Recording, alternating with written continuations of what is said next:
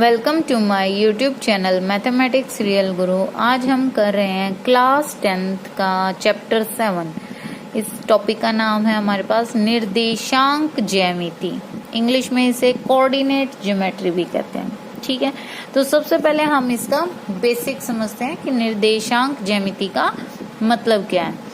निर्देशांक, निर्देश प्लस अंक, यानी वो अंक जो हमें निर्देश दे रहा है। निर्देश का मतलब यहाँ पर दिशा निर्देश से है। ठीक है, ज्यामिति ज्योमेट्री।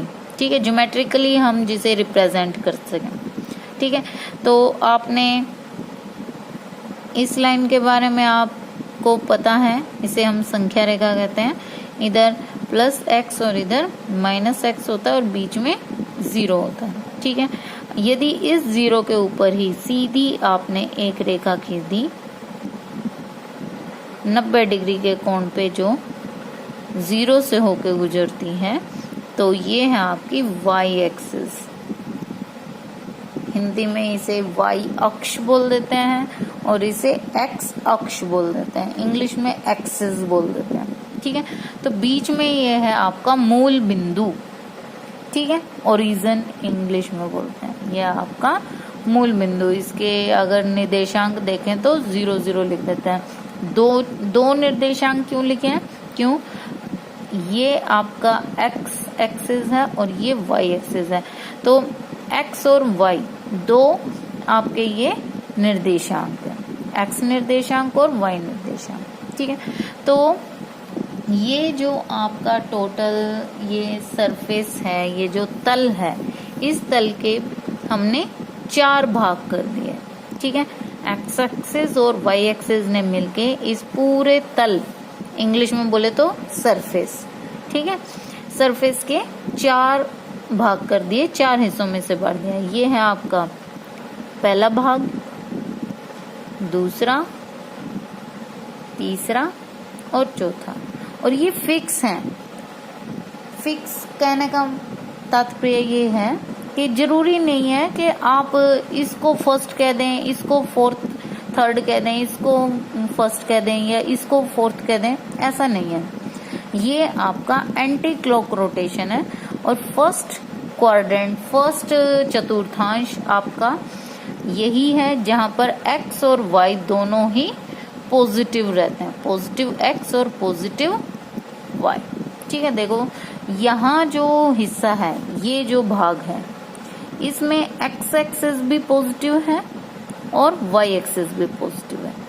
ठीक है, तो यहाँ पर वो बिंदु निर्देशित किए जाएंगे जिनका x कोऑर्डिनेट, x निर्देशांक और y निर्देशांक दोनों ही पॉजिटिव होंगे।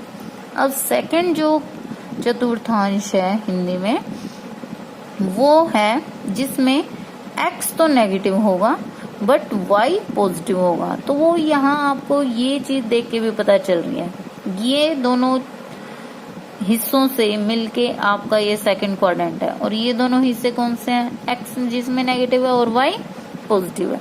ठीक है, अब ये आपका है थर्ड क्वाड्रेंट। थर्ड क्वाड्रेंट मिला है -x और -y से, तो इसके निर्देशांक में -x और -y रहेंगे। और चौथे जो चतुर्थांश है उसके निर्देशांक हैं +x और नीचे -y, तो +x और -y। ये समझने बहुत ही जरूरी है। ये है आपका किसी भी तल को x एक्सिस और y एक्सिस के द्वारा 4 भागों में बांटा जाना। ठीक है, तो ये चीज आपके दिमाग में, ये ग्राफ आपके दिमाग में बैठ जाना चाहिए। ठीक है, अब दूसरी जो चीज है जो हम अपने करते हुए यूज करेंगे और वो है दूरी सूत्र। दूरी सूत्र जो बहुत ज्यादा आप क्वेश्चंस को सॉल्व करते हुए यूज करेंगे। दूरी सूत्र का 2 बिंदुओं के बीच, ठीक है, सीधी सरल रेखा में उन दोनों बिंदुओं के बीच की दूरी ज्ञात करने का सूत्र। अब माना बिंदु A, अब बिंदु है और उसके निर्देशांक याद रखने हैं आपने। एक्स एक्सिस किसी भी बिंदु को, अब ये जो आपका तल है, यहाँ कोई बिंदु हो सकता है, यहाँ हो सकता है, यहाँ हो सकता है, लाइन रेखा पर हो सकता है, तो वो एक्स और वाई कोऑर्डिनेट के रूप में आप प्रदर्शित करते हैं। तो यहाँ पर ए बिंदु के निर्देशांक मान लिया x1 और y1 और बी के हैं x2 और y2 और आपको इन दोनों बिंदुओं के बीच की दूरी ज्ञात करनी है।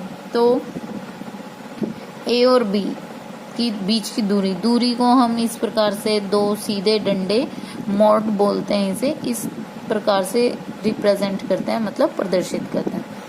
यहाँ पर वर्गमूल लगाना है और x2 माइनस x1 यानी कि बी पॉइंट का x कोऑर्डिनेट में से ए पॉइंट के x कोऑर्डिनेट को माइनस करना है और उनका स्क्वायर करना है, प्लस y2 माइनस y1 और उसका स्क्वायर। ठीक है, तो ये आपके पास सूत्र बन गया। किन्हीं भी दो बिंदुओं के जिनके आपको निर्देशांक पता हो, x कोऑर्डिनेट और y कोऑर्डिनेट दोनों ही बिंदुओं के पता हो, तो दूरी सूत्र लगा के आप उन दोनों बिंदुओं के बीच की दूरी ज्ञात कर सकते हैं। ठीक है, एक सीधा होता है कि भी मूल बिंदु से दूरी निकालनी है आपने मूल बिंदु से, तो उसमें सूत्र कैसे निकालेंगे। मूल बिंदु होता है आपका ओरिजिन, जिसके निर्देशांक दोनों ही शून्य होते हैं। मान लिया बिंदु ए तो है x1 और y1, ठीक है, और दूसरा बिंदु बी ना होके आपका है मूल बिंदु, तो उसके निर्देशांक तो 0 0 शून्य होंगे। तो यदि आपको ए ओ के बीच की यानी किसी भी बिंदु और मूल बिंदु के बीच की दूरी निकालनी है, तो ये तो बहुत ही आसान हो गया, क्योंकि आपके पास x2 तो है ही 0, तो x1 माइनस 0 का स्क्वायर और y1 माइनस 0 का स्क्वायर। तो ये बन गया। 0 को तो किसी में भी घटाएं या जोड़ें तो कोई फर्क नहीं पड़ता, ये सिंपल है x1 का स्क्वायर और यहाँ पर भी ये है y1 का स्क्वायर। तो ये सीधा कोई भी बिंदु जिसके निर्देशांक आपको पता है उसकी दूरी आप किसी मूल बिंदु के से ले रहे हैं, तो सीधा उसी निर्देशांकों का स्क्वायर करके जोड़ दें और पूरे का वर्गमूल कर दें, तो आपको उस बिंदु से मूल बिंदु तक के बीच की दूरी का ज्ञान हो जाएगा। यस, हमारे पास एक्सरसाइज 7.1 में क्वेश्चन नंबर 1 दिया हुआ है, बिंदुओं के निम्नलिखित युग्मों के बीच की दूरियां ज्ञात कीजिए। अब हमने पीछे पढ़ा था कि भी दूरी सूत्र कब लगाते हैं, जब आपको दो बिंदुओं के निर्देशांक पता हो। अब यहाँ पर हमें दोनों बिंदु पता है और उनके निर्देशांक पता है और हमें उनके बीच की दूरियां ज्ञात करनी है। अब मान लिया पहले भाग में हल करना है आपको, तो हल करने के लिए आप बिंदु A मान लेते हैं 2,3 जो कि ये बिंदु दिया हुआ है, और दूसरा बिंदु मान लिया आपने 4,1। तो दो बिंदु आपके पास हैं, आपको इनके बीच की दूरी निकालनी है, यानी A और B के बीच की दूरी। तो अपना दूरी सूत्र लिखें, x2 माइनस x1 का square plus y2 minus y1 का स्क्वायर। ठीक है, यानी कि दोनों निर्देशांक आगे x कोऑर्डिनेट होता है, x निर्देशांक होता है और पीछे वाला y। तो a और b के बीच की दूरी निकालनी है, तो दोनों को आगे वाले जो दोनों कोऑर्डिनेट है उनको आपस में माइनस करके स्क्वायर कर दो, तो ये 4 माइनस 2 हो जाएगा, प्लस पीछे वाले में से दोनों को आपस में माइनस करना है, 1 माइनस 3 हो जाएगा। अच्छा, इससे कोई फर्क नहीं पड़ता है, 4 में से 2 कर रहे हो कि भी हम ए बी लिख रहे हैं और बी वाले के निर्देशांक से ए वाला माइनस कर रहे हैं, आपकी मर्जी, आप ए वाले में से भी बी वाले का कर सकते हो क्योंकि यहाँ पर स्क्वायर है। और यदि कोई नेगेटिव टर्म भी आती है माइनस होके, तो उसका भी स्क्वायर प्लस हो जाएगा। अब देखो ये बना आपका 4 माइनस 2 2, तो 2 का स्क्वायर प्लस 1 माइनस 3 आपके पास आएगा -2, जिसका भी आपको स्क्वायर करना है। तो ये है आपके पास 4 प्लस 4, तो ये हो गया वर्गमूल 8, जिसका वर्गमूल बन जाएगा 2 वर्गमूल 2। तो इसकी यूनिट आपको लगाने की जरूरत नहीं है, सिर्फ निर्देशांक लिखने हैं कि 2 वर्गमूल 2 इनके बीच की दूरी है। अब इसी प्रकार से सेकंड पार्ट है, उसमें आप p और q मान ले। p है -5 और 7, ये यहाँ पर आपका पहला भाग खत्म हो गया, ठीक है। और q ले लिया आपने -1 और 3। अब आपको p और q के बीच की दूरी ज्ञात करनी है, तो सूत्र लिखना है सबसे पहले x2 - x1। फॉर्मूला हर बार जहां भी आपको फॉर्मूला यूज करना है तो उसे मेंशन करना जरूरी है। तो यहाँ पर है -1 x2 और माइनस, और ये भी -5 है तो ये माइनस माइनस हो गया प्लस। माइनस तो फॉर्मूले का और माइनस आपके निर्देशांक के साथ है, तो ये माइनस और माइनस की गुणा होके प्लस हो गया। तो ये -1 ये वाला और ये माइनस माइनस प्लस 5 और उसका स्क्वायर, फिर प्लस है। y2 है 3 माइनस और y1 है 7, ठीक है।